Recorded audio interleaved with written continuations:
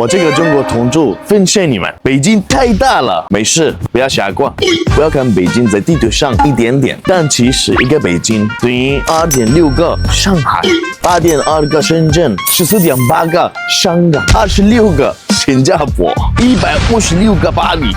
去过门10公里都算家门口。到这边旅游不是合适这里，我来几天，我觉得北京最有意思的是沿着中东线走一片，能看到故宫、鼓楼、天坛等等等等，有漂亮还有历史的建筑。而且有一句话说，能往北京蹲着头，沿着汤阳线玩，还能知道北京3大景之一，然后北京炙子烤肉。今天我带你们去看看这个车子是怎么走。走，我饿了，哇！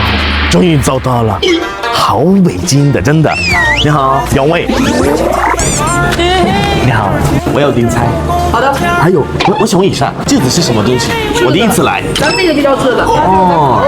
我帮你推荐一下，咱家的一个招牌。来一顿地道的。哇，烤肉的最佳温度是180到200度，可以烤的是不是？可以。哇，你们听这个声音，我的爱的，滋啦滋啦的。我有一个问题，这个不是这样子烤的吗？那是吃为什么这个叫在这里？舒坦嘛，大家可以划着船喝着酒。很酷，这样辣喝酒，然后吃。对，这个比韩国的烤肉是完全是不一样的，韩国的是一个一个，这里是全部的。咱们内蒙的沙葱可以让你一口吃到大草原的感觉。哇，好香，看。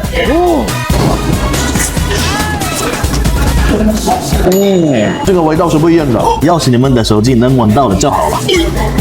你们不知道这个一锅多香。这个羊肉不膻也不柴，而且这个沙搓很香。我记得北京童工涮肉也爱像这个酸菜，搞得吃又是另外一个的感觉。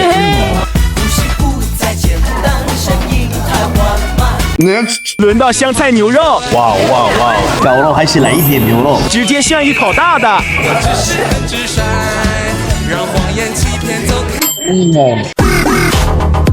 好吃。山菜和牛肉油腻也不错。以前有人告诉我北京的饭不好吃，谁说是这样子？你们看那么好吃，这个生菜没软掉，还是脆脆的，烤得刚刚好。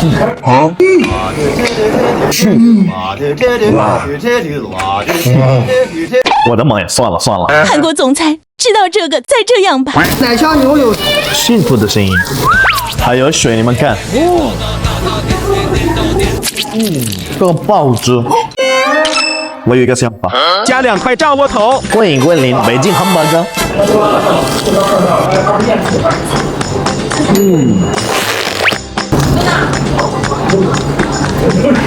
北京的汉堡更好吃，来一点臭豆腐。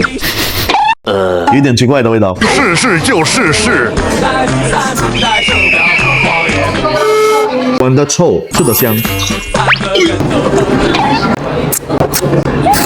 这个是什么？这个是老北京特色小吃芥末墩，采用内蒙的黄芥末，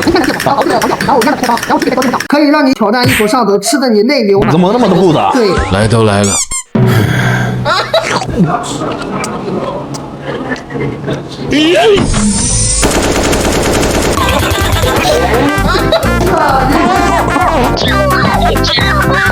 老北京芥末墩没有几个挑战成功，你非常怀得住的。谢谢你。要不要再来一个？